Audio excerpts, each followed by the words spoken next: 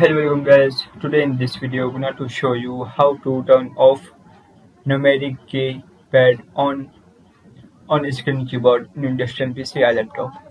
So as you plan to turn off numeric keypad on screen keyboard in industrial PC or laptop, so very easy. First click on start, after click on screen keyboard, after click on screen keyboard,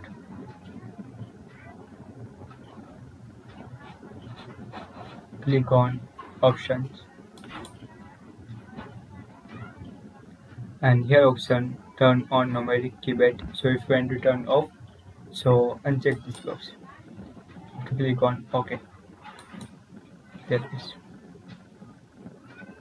So guys, this is very simple and easy method if you want to turn off numeric keypad on screen keyboard in industrial PC or laptop.